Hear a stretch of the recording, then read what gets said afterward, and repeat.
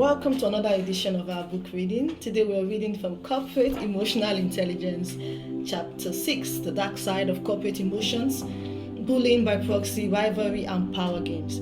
There's so much here, so we're just going to move to the subtitle that talks about when competence becomes a threat. There's so much in Chapter 6, a lot in Chapter 6. So when competence becomes a threat, now look at this. Not everyone dislikes you because you are incompetent. Some dislike you because you are too competent.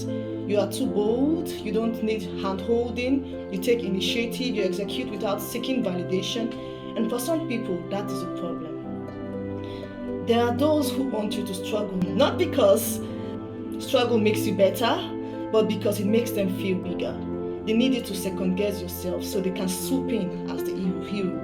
They don't want you broken because you failed. They want you broken because it's easier to control you. They want you confused so they can guide you. They want you dependent so they can feel indispensable. They want you hesitant, unsure, looking up to them because the moment you stand tall, they feel small. You will meet people like this.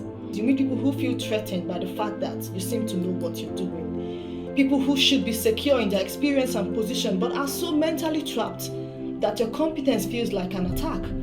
You don't have to be arrogant, you don't have to be rebellious, you just have to be you. And that alone is enough to make them uncomfortable. So they might even tag you arrogant, they might tag you anything, but the issue is that you're too good for them. How do you handle it? How do you navigate spaces where your excellence unsettles those who should be leading with confidence?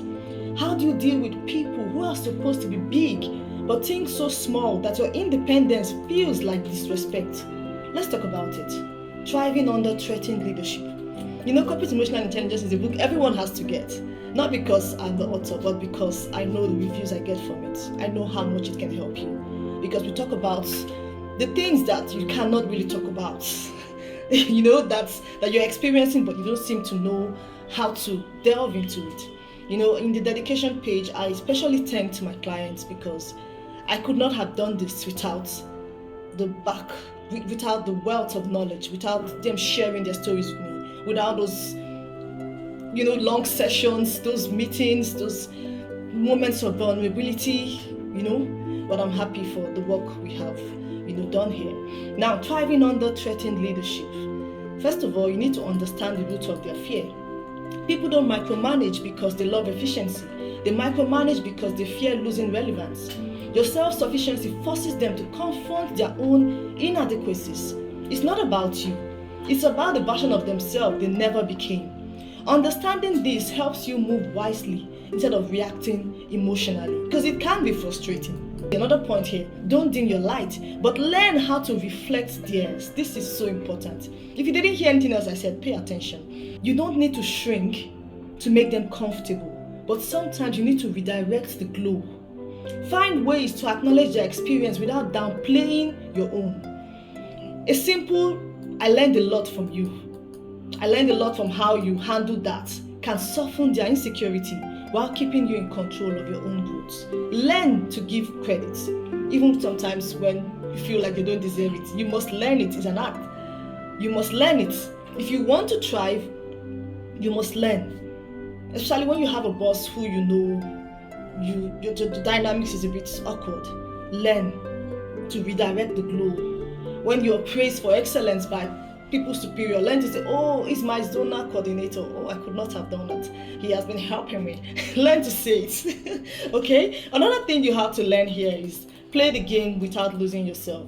There is a balance between playing along and selling your soul. If they want unnecessary check-ins, fine. Send a structured update before they ask. If they need to feel like they are coaching you, let them drop their advice. It's such a small price to pay. Even if you know it, act like you don't sometimes. Even if you already know what you're doing, pick your battles wisely. Not every mountain is worth dying on. I should say fourthly, let your work speak, but speak for yourself too. There's a balance here. Documentation is your best defense. Some people will twist narratives to justify their control. Keep records of what you have done, decisions you have made, and who approved what. If they ever want to try to rewrite history, you will have receipts. So, next, Be unapologetically excellent but strategically wise. There is no reward for shrinking yourself to make fragile egos comfortable.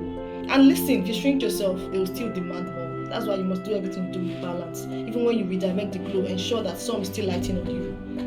Don't dim yourself entirely. Okay? Now be excellent, but don't be reckless. Read the room. Know when to shine openly and when to let your results do the talking. Your goal is not to win arguments with insecure people. It is to win at life, regardless of them. You can get a copy of Corporate Emotional Intelligence from Amazon. You can get the hardcover, you can get the paperback, you can get the Kindle version from Amazon. You can get the ebook. You can send me a DM. You can order for your staff and for yourself as well. Another thing you have to look at here is this is so important. Build influence beyond their group. This is one strategy that can help you a lot. Don't waste all your energy fighting them or trying to win them over. Expand your network. One trait with people like that is the tendency to exaggerate their influence.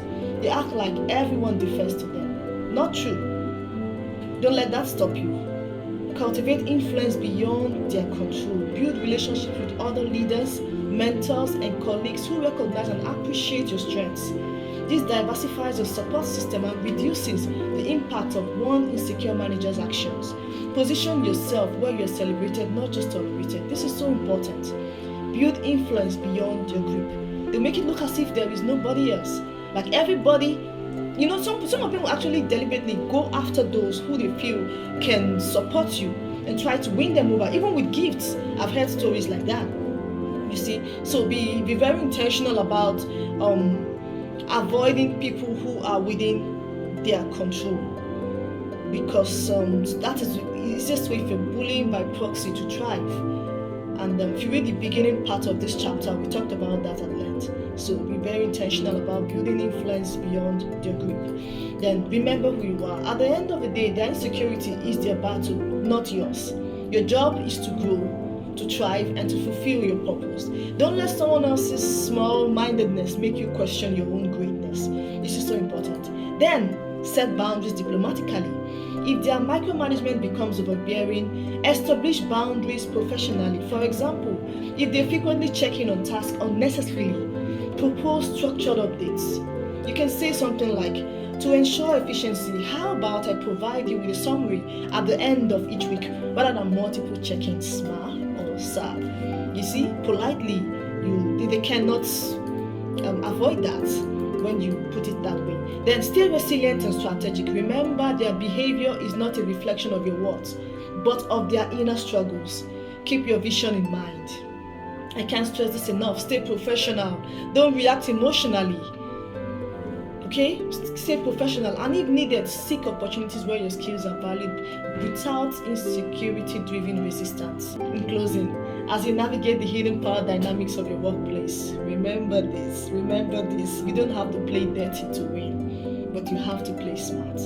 The goal is not just to endure corporate politics. It is to master them. You have to master it with your integrity and sanity, however you want to call it, intact. Remember, trivializing an enemy is never a strategy.